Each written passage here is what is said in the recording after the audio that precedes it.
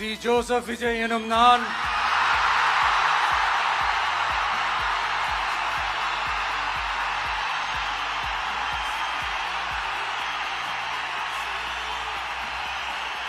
சட்டப்படி அமைக்கப்பெற்ற இந்திய அரசியல் அமைப்பின்பால்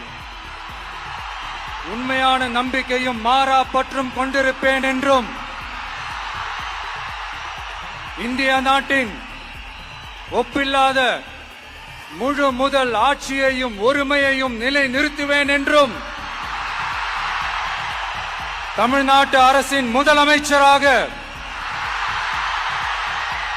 உண்மையாகவும் உளச்சான்றின்படியும்